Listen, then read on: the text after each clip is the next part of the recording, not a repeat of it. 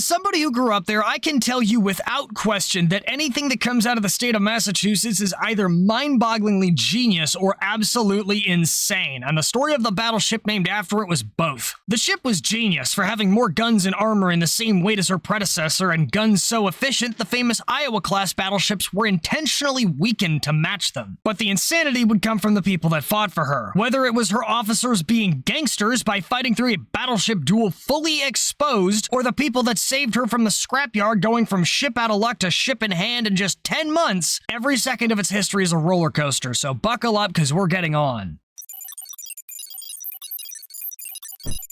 Today we're going to talk about BB-59 USS Massachusetts, aka Big Mamie. This video is not actually sponsored by the corresponding museum or in collaboration with them at all. I just have a bias towards anything cool that actually comes out of my old home state. This battleship is the third of 4 South Dakota-class fast battleships America built for World War II, and by the war's end, she had earned 11 battle stars for fighting in major engagements. Still more impressive was that despite her 35 engagements in both major theaters of war and face tanking not one, but 2 100-mile-an-hour plus Typhoons, not a single member of the 6,000 sailors who rotated through her decks throughout her entire service life died. Not bad for a ship whose combined name and class was a Take 2.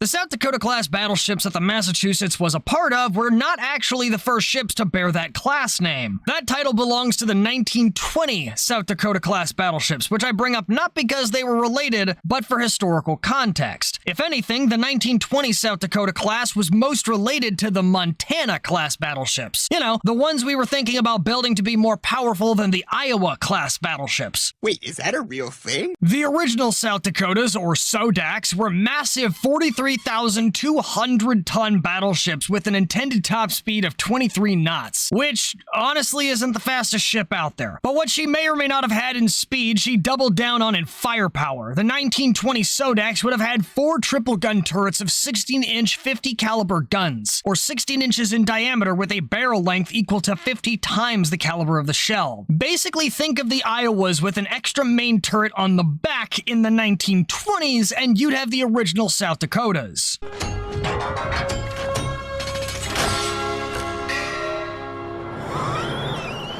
Which is a heck of a lot of firepower for the 1920s, and when America comes up with something excessive, it's usually because somebody is on something, and that somebody was, at first, Senator Tillman. Tillman is not the kind of individual you should consider a role model. Aside from assaulting other senators and threatening presidents, he wasn't a big fan of the US building its Navy reactively instead of actively. At first, nobody really cared because most of Congress didn't like the US Navy's large peacetime spending in 1913, but by the literal next year, World War I was raging in the background, and by the end of the year after that, the Lusitania had sunk with a lot of US civilians aboard. So in 1916, the US set about building a navy that was second to none. Realizing the only limiting factor in US ship design at the time was the width of the Panama Canal, Tillman decided to skip the entire tech tree grind and go straight to the endgame, demanding in 1916 and 1917 that the Navy max out a battleship around that size. The Navy, not really taking this guy seriously either, responded with a handful of ship designs they never cared to make because of how excessive they were. One of which included 4 turrets with 6 16-inch guns apiece. That thing sounds like the recoil would flip itself. But after World War I ended in 1918, navies began turning to rebuilding their fleets in a second arms race. So to keep up, the US commissioned a downsized version of the maximum battleship, the 1920 South Dakota. The US had planned to make 6 of them, the last of which was known as BB-54 USS Massachusetts. The original SODACs were laid down between 1920 and 1921, but by the following year, they were all canceled, even though some of them were almost 40% finished. Why would America stop making what would have easily been one of the biggest battleships of its time? The answer is one of those things that a lot of rival powers do to stop arms races and prevent wars that also seem to have a historical habit of breaking down anyways: peace treaties. To try and prevent another of those pre-World War I weapons buildups we just talked about, the US UK, Japan, France, and Italy entered into an agreement after a metric ton of discussion on February 6, 1922, called the Washington Naval Treaty. This treaty restricted the maximum size of warships that all parties involved could actually build, while also restricting the total tonnage of ships that could be owned to a maximum for each nation and a certain ratio between all of them. And for capital ships, this meant no ship could be designed to exceed a dry weight of 35,000 tons or a gun caliber of 14 inches or 356 millimeters. Not to mention, the other nations had to be notified in advance whenever somebody started building one. Oh, and by the way, you're gonna die. Now, getting hit with a 14-inch gun is still like getting kicked in the jaw with a small car, but having to announce that you were making more big ships in an era when the US was trying to create peace resulted in America focusing on other ships for a while, in particular fast carriers. But these carriers would need powerful escorts to counter powerful hunters, so by the early 1930s, America had come around full circle to considering the idea of fast battleships, which would have the best of firepower, armor, and speed. If you're not picking up what I'm putting down, America has just decided they are going to have their cake and eat it too, and if you want to stop them, they are going to hit you with the biggest guns they can get away with. Somebody's about to find out that Geneva suggestions can float. However, the other reason the US had focused on carriers was because they'd been banking on the treaty to take care of peace by itself, and so most of its spending over the last 8 years went towards domestic programs instead of the military. That didn't work because the Washington Naval Treaty had managed to leave a loophole for what was effectively an unlimited number of cruisers, destroyers, and submarines. This wouldn't be closed until the London Naval Treaty of 1930, and in the meantime, both Japan and Britain had shot ahead in cruiser development. For Japan, this was the result of Navy factions who resented the limitations of the Washington Treaty, and had slowly worked their way into power by the mid-1930s through assassinations and blackmail. As for Britain, well, them having a navy was just always kind of their thing, so building more ships was just Britain doing Britain things. Tally-ho. As a result, in 1930, America was severely lagging behind in new naval ships. So in 1934, America would pass the Vinson-Trammell Act, allowing the Navy to replace their obsolete battleships with newer ones up to the limits of the previous treaties. The Navy would start planning the North Carolina-class fast battleships to fit these limits in mid-1935, but soon those limits would change. To help address the rising tensions between the original powers, the Second London Naval Treaty was put forth to help keep the naval arms race from getting out of hand. Unfortunately, it was already out of hand, with the Japanese pretty much blatantly ignoring it. And so when the Japanese were presented with the option to sign on January 19, 1936, they walked out. And unfortunately for them, this triggered an escalator clause laid out in Article 4, Part 2, which read, "No capital ship shall carry a gun with a caliber exceeding 14 inches or 356 millimeters. Provided, however, that if any of the parties to the Treaty for the Limitation of Naval Armament signed at Washington on 6 February 1922 should fail to enter into an agreement to conform to this provision prior to the date of the coming into force of the present treaty, but in any case not later than 1 April 1937, the maximum caliber of the gun carried by capital ships shall be 16 inches or 406 millimeters. Basically, you will either sign this agreement or we will take note that you have no intention of peace, and if you choose war, you're gonna get hit with bigger spicy cars. And Japan did not enter into the agreement to conform to that provision, so all bets are off and the 16-inch guns are back on the menu. Oh, shame for you. You activated my Alucard. However, even though the escalator clause cleared the North Carolina class to mount the 16-inch 45 caliber Mark VI turrets, the addition was so last minute the designs were stuck with their original armor belt, which was designed to fend off only the previous 14-inch rounds. So the Navy walked up to the people making decisions and they were like, "So we put the big guns in the new battleships, but we can't upgrade the armor. That's kind of set in stone." To which they were told, "Then make another one."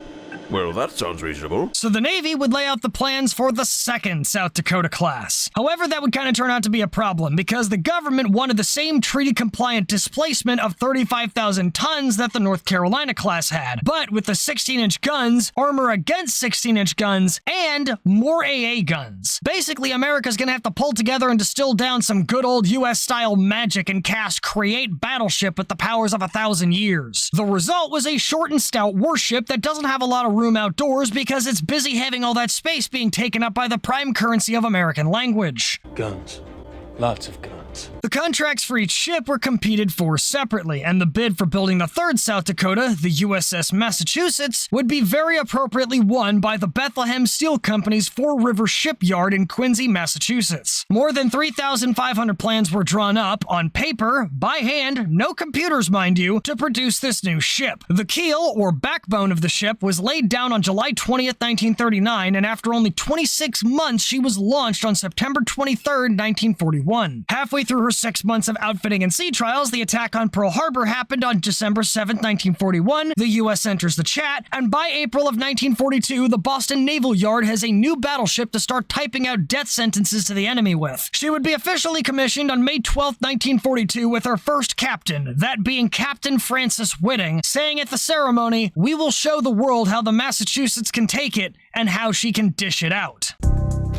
And dishing it out is exactly what the USS Massachusetts was made for. Big Mamie clocks in at a length of 680 feet and a beam or max width of 108 feet 2 inches. This steel monster is just under a third of a football field wide by almost 2 football fields long, and when fully loaded for combat, her 35,000-ton displacement cranks all the way up to 46,000 tons. Of course, that load would include about 800 rounds for her main batteries, the Mark 6 16-inch 45 caliber guns, which could fire 2 rounds a minute out to a maximum range of about 23 miles or 36,900 yards when firing her heaviest shells. Just like her North Carolina-class peers, she would boast 9 of them in 3-gun turrets, which is technically the official terminology because 3-gun turrets can elevate each barrel separately, while triple-gun turrets cannot. And speaking of official terms, while one of these turrets was placed in the rear, the other 2 were placed in an overlapping stacked layout known as a super-firing layout. Super-firing setups allow multiple turrets to share their fields of fire, letting a gun platform put more bullets in more directions while also keeping a smaller profile.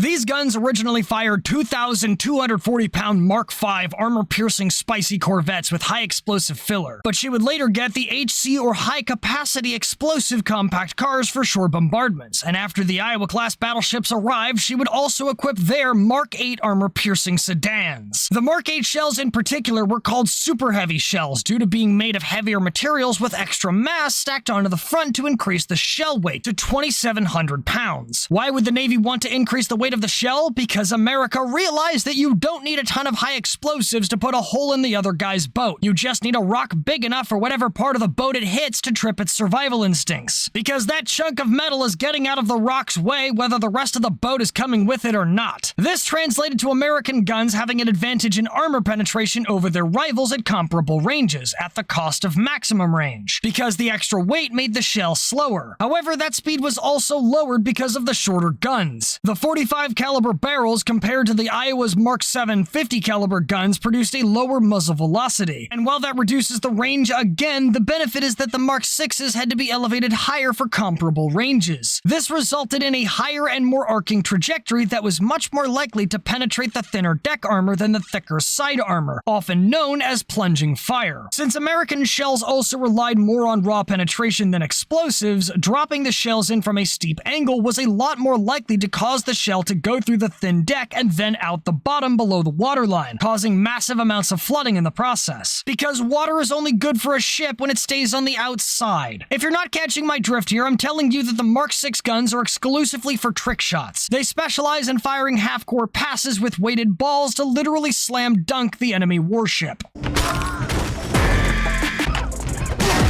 I'm honestly disappointed that Dunkin' Donuts wasn't founded until 1950, because the World War II posters and advertising potential that could have come from that would have been wild. Can you imagine being on an enemy ship and you see a muzzle flash from a 16-inch gun? At the last second, you see words written on the side of the shell that says, "America runs on Dunkin'," and then you get slapped into the drink by a 1.25-ton munchkin? It's genius. Naturally, not wanting to miss out on the meme potential, and because it was just a better battle strategy for the shells in use, the Iowa-class battleships would later adopt modifications to to their fire controls and weaker powder charges to deliberately slow down their shells even further to replicate the Mark VI's donut power. Meanwhile, the Massachusetts and her sister Sodax could better aim the 1-ton coffee mixers and scout for targets with their 3-Vought Kingfisher Scout seaplanes. And if the Munchkin cannons didn't sink the enemy before they got close, the next weapons in line were 10 turrets with twin 5-inch 38 caliber guns. The coffee bean blasters here were each connected to a buried magazine containing 1,700 powder charges and 1,155-pound rounds. And on top of that, they were dual-purpose guns, meaning they could deliver a wake-up call to anybody moving around on the water or above it. To enable that kind of fire, the double fisters could elevate up to 85 degrees and were radar-guided by corresponding radar gun directors. Those AA defenses were originally bolstered by 12 M250 caliber machine guns and 12 1.1-inch autocannons. But from late 1942 to early 1943, these were torn off and completely upgunned thanks to Admiral Willis Lee demanding that every U.S. Navy ship have better AA batteries. The result was 40 20mm Oerlikon autocannons replacing the 1250 cals and 68 40mm Bofors autocannons in quad mounts replacing the 12 1.1-inchers. Lee took the Massachusetts and turned it from a baby deer to a rabid porcupine. Nobody's getting through that if they're stupid enough to get closer. And even with all that firepower, this floating breakfast oven can move at a top speed of 27.5 knots, which in landlubber terms is 31.6 miles an hour or just under 51 metric knot miles an hour. And if it doesn't need to be there in a hurry, the ship can sail at a cruising speed of 15 knots for up to 15,000 nautical miles. That speed and range come from 4 25-ton propellers driven by 4 General Electric steam turbines, which get their steam from 8 Babcock and Wilcox oil-fired boilers. This massive multi-part system generates a grand total of up to 130,000 shaft horsepower using up to 7,000 tons or just shy of 2 million gallons of fuel oil. These propulsion systems were stored along with the backup command station in the Citadel, a highly armored central section of a warship designed to protect only the most critical components instead of the entire ship. This method of placing armor around priority systems or direction of fire is the exact same idea adopted by main battle tanks and known as the all-or-nothing design. And on the Massachusetts, the only place the armor was thinner than a foot was the 6-inch deck. The main armor belt was 12.1 inches thick, the conning tower 16 inches thick, the turret barbettes 17.3 inches, and the turret faces 18 inches. And the armor itself was the cream of the crop design for the time, being made of cemented steel that used trace amounts of chromium and nickel steel, along with special hardening processes to make it way tougher than it should have been otherwise.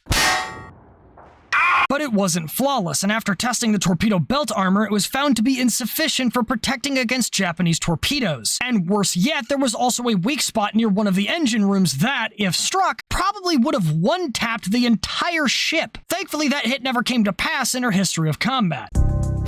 Big Mamie would leave for her first combat tour on October 24, 1942, sailing direct to North Africa as the flagship of Operation Torch. The short and sweet version of that is Operation Torch was the U.S. invasion of North Africa designed to draw forces away from the European continent and relieve pressure on the Soviet Union. The U.S. planned 3 amphibious landings on the 8th of November, the largest of which would be the landing of 19,000 troops at Fadala. However, the Vichy French were still building the Richelieu-class battleship Jean Bart in the nearby port of Casablanca, and its 15-inch guns could devastate the landing forces if it got underway. Now, the Vichy French weren't supposed to send their ships out to fight the enemy after they'd been captured, but after British attacks killed 1,300 sailors in a July 1940 attempt to deny French warships to the Germans, the French, feeling backstabbed by their former ally, agreed to a modified German deal that allowed them to keep their warships operational in the event the Allies tried to shoot at their forces again.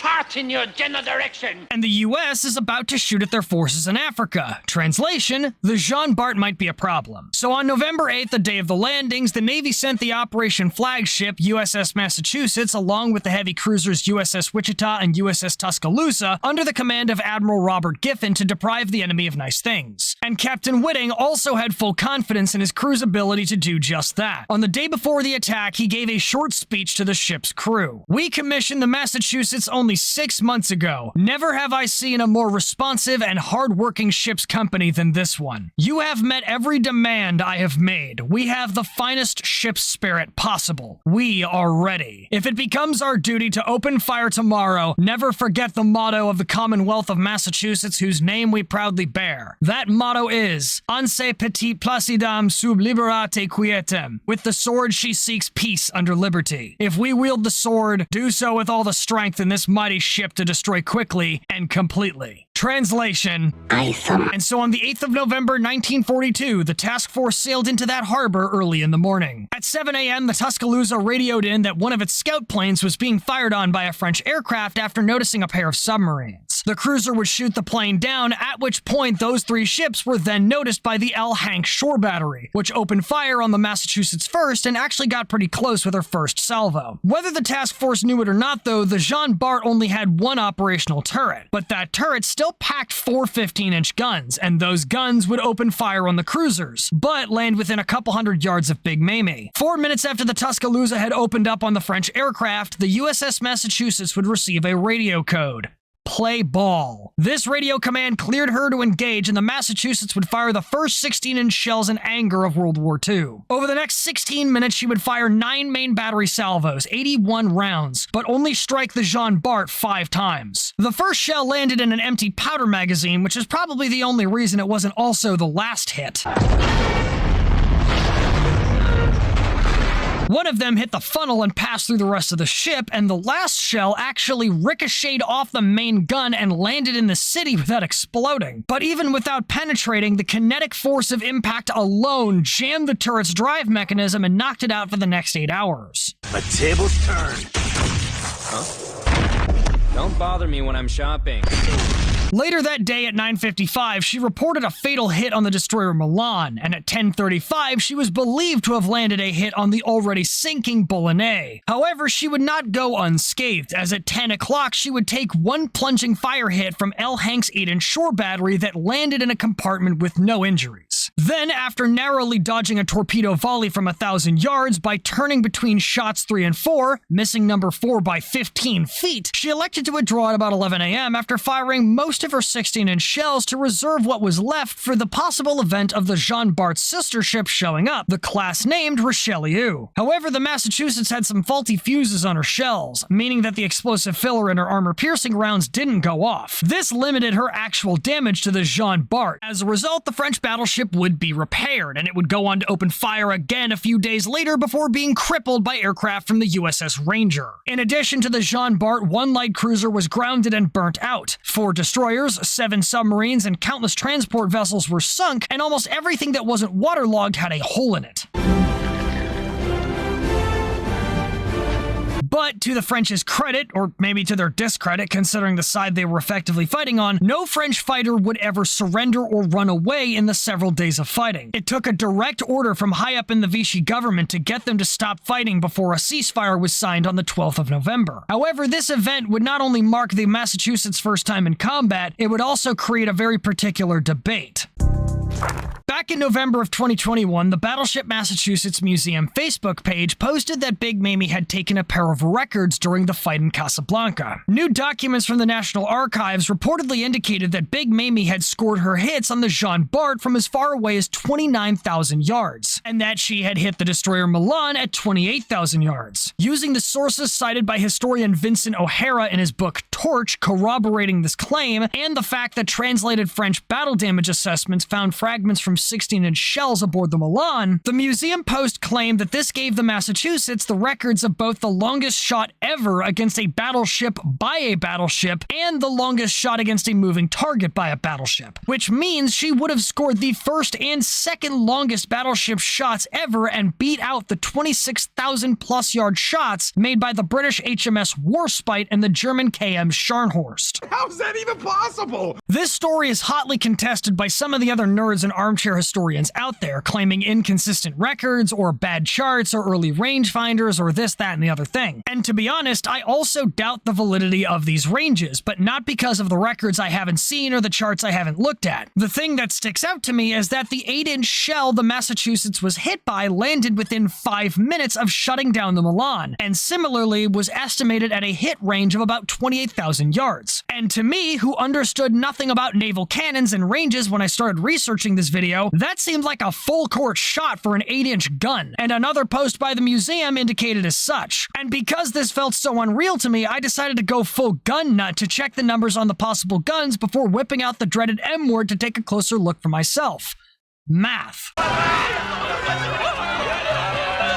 The coastal battery cannon that shot the Massachusetts is listed as an 8-inch gun in some sources, but in others it's listed as a 194mm gun, which translates to a 7.6-inch gun. The problem with this is while the 7.6-inch might have been rounded up to an 8-inch gun, there were also actual 8-inch or 203mm Model 1924 naval guns that could have been turned into coastal artillery following Germany's capture of France. These guns could have had the range to fire on the Massachusetts at that distance and could validate the records. However, there is no large widespread record of the 203mm specifically being turned into coastal artillery. In fact, the only unusual place besides that on record those guns were put was on a submarine. Gotta look into that later. So my best educated guess is the gun that shot the Massachusetts was most likely one of the 194mm 50 caliber Model 1902 guns taken from one of France's pre-war era dreadnoughts that were scrapped after World War I, as these guns were widely reported to be turned into coastal artillery after that. This gun is considered as having a maximum range of just over 12,568 yards at 15 degrees of elevation, giving it a back-calculated muzzle velocity of 1,558.364 feet per second, or probably slightly higher in reality. Even if they increase the maximum elevation to the ballistic equation ideal of 45 degrees, the maximum range would still only be 25,160 yards. In order for it to have reached the 28,000 yard marker, the shell would have needed to have been backed by a 30 to 40 knot tailwind. To put that in perspective, 40 knots is one of the highest crosswinds the FAA allows aircraft to take off and land in. Both Admiral Giffen and Captain Whiting were commanding the battle from the Massachusetts open-air bridge multiple tens of feet above the ocean, because they just didn't like being in the Armored Command Center, and they were casually joking about the rounds flying overhead, with Admiral Giffen saying after a near miss, "If one lands at my feet, I'll be the first to line up to make a date with Helen of Troy." They're not gonna hit you.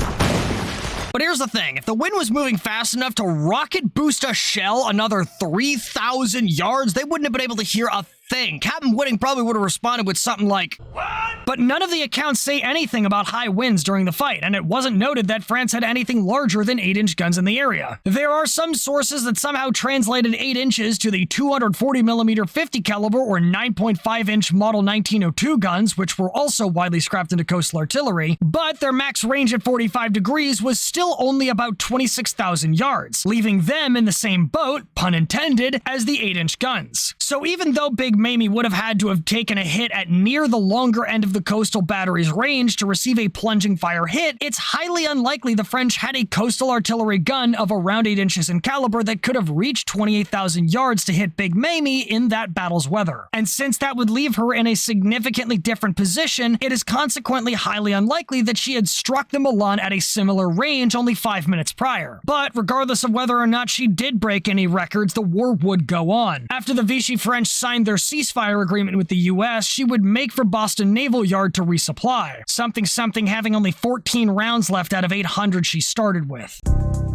After docking at Boston Harbor, she would pick up more ammo, including high explosive rounds, and now that she finally had a breather from combat, she would also get her AA batteries upgunned from the 50s and 1.1s to the 40s and 20s. After modernizing and resupplying, the Massachusetts would sail through the Panama Canal from Boston Harbor to the Pacific in February of 1943, arriving in New Caledonia that March. She would start out easy, serving as a convoy escort near the Solomon Islands before making her first shore bombardment action in the Pacific, supporting the invasion of the Gilbert Islands in November of 1943. But the real kicker is what happens after that. After the victory in the Gilbert Islands, the Massachusetts would be assigned to a fast battleship group as part of a larger task force, and that group was composed of all three of her sister ships of the South Dakota class and both of her predecessors, the USS North Carolina and the USS Washington. Stop. These 6 ships made up over half of America's entire fast battleship fleet. Somebody has just been given command of no fewer than 54 16-inch guns, 120 5-inch guns, and somewhere around 1,000 anti-aircraft guns. And some of you might have already guessed the name that's about to come out of my mouth from a certain chubby Electron guy's video, because that task force commander was none other than Admiral Willis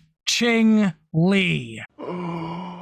Lee and his task force would immediately go on a rampage across the Pacific, obliterating anybody they could train their guns on. At the end of 1943 in December, they shelled Nauru. Starting next year in January, she safeguarded carrier strikes on Tarawa and bombarded the Marshall Islands. In February, they slapped Truk Atoll and provided air cover for the strikes on Saipan, Tinian, and Guam. In March, they raided the Carolines. In April, they blasted Hollandia and went back to double-tap Truk. And on the 1st of May, they cratered Ponape Island. Big Mamie would keep pace with Lee and all of her sister ships and the other ships of the task force until after Ponape Island, because she had fired so many rounds she'd worn through her main guns. She would sail to Bremerton, Washington for an overhaul and got some new gun barrels before transferring to Pearl Harbor, where she would chill out for a bit until August 1st. From there, she would sail to the Marshall Islands and support the invasion of the Palau Islands that September, before departing on October 6th to join another U.S. task force. However, she wouldn't be returning to Admiral Lee's unit, but instead joining a different legend, Admiral William Bull Halsey's 3rd Fleet.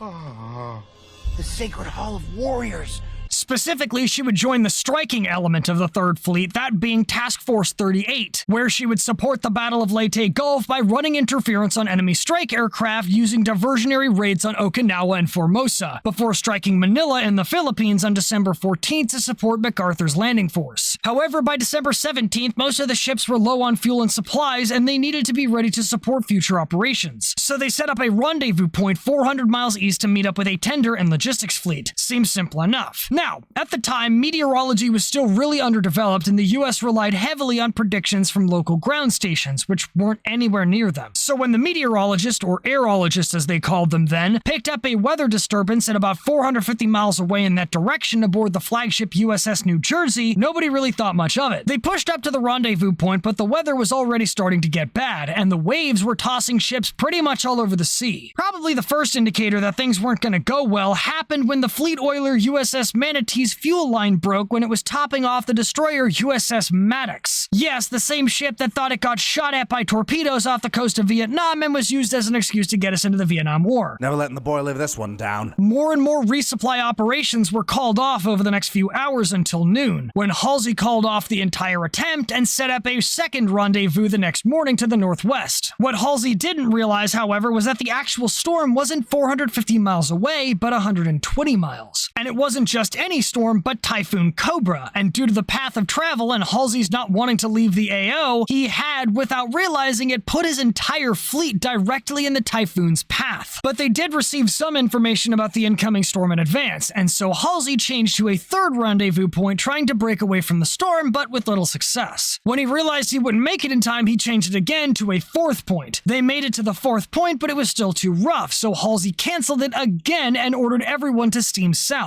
And that's when the storm caught up to them. By noon, the winds had picked up, and some ships had recorded speeds as high as 73 knots, although the actual maximum wind speed was estimated at 120 knots. The Typhoon would pass so close to the ships that their radars could pick up the storm wall, and ships began maneuvering to save themselves from the winds and waves even before Halsey gave the order. But despite this, it took until 1:45 in the afternoon for Halsey to finally issue a typhoon warning. Captain, got incoming. Incoming already came in. With the exception of the battleships, the entire formation was spread out over a space 50 to 60 miles wide and faced visibility as low as 3 feet. Winds were blowing the ships over, sometimes literally, with the aircraft carrier USS Langley rolling 70 degrees to one side and the light cruiser USS Santa Fe reaching a roll of 53 degrees. Several of the light destroyers were so low on fuel and supplies, or had so much weight up top, that they didn't have the ballasting to fight the waves. Ships would resort to flooding their ballast tanks with seawater to stay afloat, and if they didn't think fast enough to get there, they blew over and capsized. When the storm finally cleared, Halsey ordered TF-38 to send out search parties, and then to steam for the anchorage at Ulithi. He wouldn't learn about the losses until the next morning. By the end, 146 planes had been thrown overboard from carrier decks despite being strapped down, 27 ships had sustained damages, 11 suffered severe damage, 3 small destroyers were sunk, and 790 sailors were lost. This event would be the worst natural disaster suffered by the U.S. Navy in its entire history. But the USS Massachusetts got the silver lining. 1 crew member got injured, and 2 of her seaplanes went overboard, but the rest of the ship was fine. This is fine. And being basically fine, she would be sent right back into action. In January of 1945, she would support TF-38 in another attack on Formosa and a landing at Lingayen, before turning to blowing up shipping in the South China Sea and then going back to ground support for another set of strikes on Formosa and Okinawa. In February, she joined the freshly formed 5th Fleet and stood air guard during carrier strikes on Honshu and supported the attack on Iwo Jima. In March, she ran AA for an attack on Kyushu and bombarded Okinawa 7 days later. She would run AA around Okinawa in April, face tank a second Typhoon on June 5th, and blast the Ryukyus 5 days later before returning to Leyte Gulf. On the 1st of July, she would leave Leyte Gulf to rejoin the 3rd Fleet for the final offensive against the southern Japanese home islands. She would bombard the Imperial Iron and Steel Works in Kamaishi, then sail south to blow away a factory in Hamamatsu. And since the war in Europe was now over, the Brits had a much higher warship commitment to the Pacific, resulting in Big Mamie fighting shoulder to shoulder with HMS King George V, which had to have been one of the most awkward pairings of warships in history. I mean, the King of Britain at the time of the American Revolution was King George III, and you've got a battleship with the name of his successor on it sitting next to the battleship named after the state that threw millions of dollars of tea into a harbor to make a point. I'm not apologizing. After that, she would sail back to Kamaishi to bombard it a second time on August 9, 1945, alongside her sister ship USS Indiana, where it is widely considered that she fired the last 16-inch shell of the war, getting the first and last words in the conflict of 16-inch variety before Japan surrendered on September 2, 1945. Big Mamie would stay in the Pacific off the California coast before finally returning to the Atlantic in April 1946. Shortly thereafter, or around that time, she was ordered deactivated, and by March 27, 1947, the USS Massachusetts had been decommissioned and sent to the Reserve Fleet in Norfolk, Virginia. The Massachusetts would remain in reserve service for the next 15 years until June 1, 1962, when she would be stricken from the Navy Register and ordered to be sold for scrap.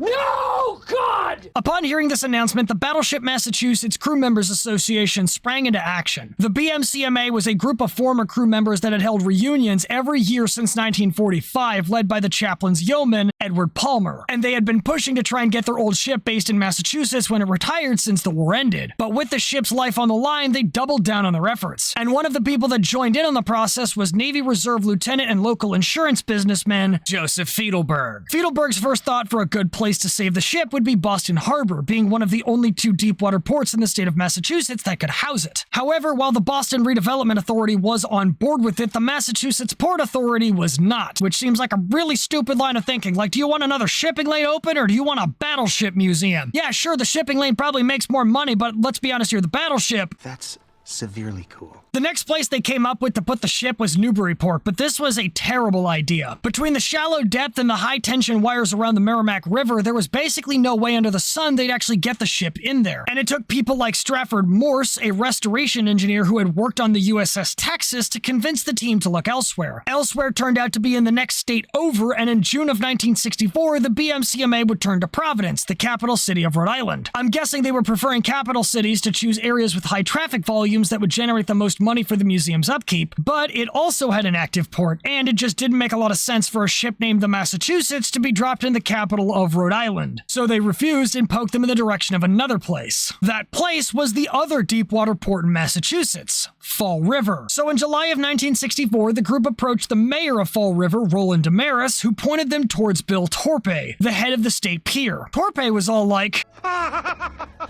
and immediately got to work figuring out what they needed to show the Navy they meant business. With the location picked as the south side of the Fall River State Pier, they began setting up an official organization dedicated specifically to maintaining and memorializing the battleship known as the USS Massachusetts Memorial Committee. And for a committee like that, you need leaders, so Torpey and the BMCA began looking into recruiting subject matter experts for these posts. The first thing they had to handle was money. Somewhere before now, the BMCMA had gotten the Navy to list a sale price to cover the cost of acquiring the battleship and all the logistics of moving it from Norfolk Naval Yard to Fall River. And that price tag was $250,000. Keep in mind, this was a time when the price of a house was typically less than $10,000 instead of more than $500,000. In today's money, that would be an equivalent price tag of $2.6 million. And that was just the ship. They also had to create the permanent mooring cells to store the ship in and dredge up enough of the riverbed to increase the 30-foot depth to something that could safely fit the 35-foot draft, or the maximum depth of the hull below the waterline. And it would cost more to build those than to buy the battleship at a tag of $300,000. However, they would catch a small break in August of 1964. The Navy was getting tired of Big Mamie taking up space in their docks, so they gave the committee an ultimatum. We'll drop the price to $100,000, but you have until June of 1965 to get that money together, figure out how you're getting the ship there, and build the mooring cells, or we're scrapping her. So it's kind of a win-lose. Sure, they got a massive drop in the price tag, but now they also have only 10 months to pull the money together. They need to lock in now. This is gonna work, Steve.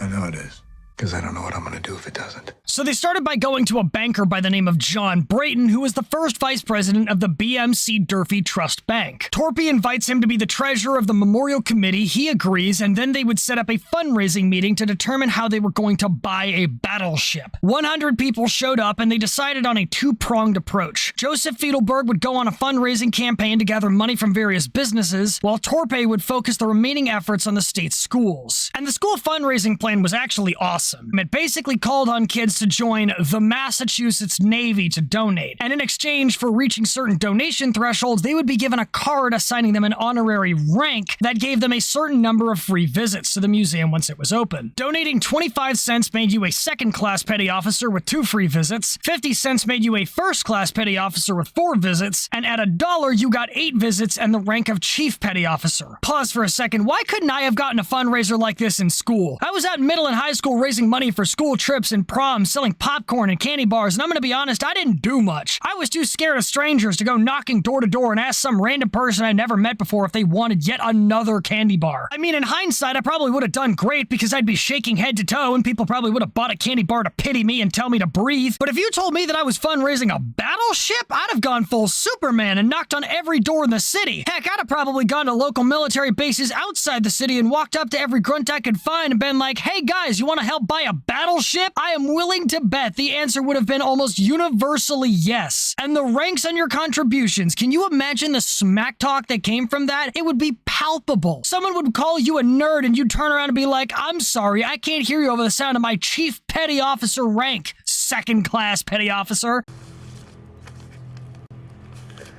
Obviously, this was a huge success, and by themselves, the Massachusetts Navy pulled together $53,186, over half the money required to save the battleship. By May of 1965, Fiedelberg, now committee president, had pulled together enough funding on his end to bring the total up to $75,000. And the finishing touch would come when 10 of the committee's board of directors each personally donated $2,500 to close the gap, followed by the state agreeing to fund the construction of the mooring cells. With the money in hand and the logistics plan, they would then send a message from their general counsel to the president of the Seafarers Union, Paul Hall. Hall would spread the word in advance that the battleship would be arriving in Fall River, while Fiedelberg, Torpey, the attorney and general counsel who had sent that message, Patrick Harrington, and Palmer went to Washington, D.C. to tell the Navy it was their move. They originally didn't have a place to stay, and they ended up having to hole up in the Indian Embassy until it was time. But once they finally met with the Navy, the combination of funding and public pressure meant that they had to keep their end of the bargain. bargain. Can't believe you pulled this off.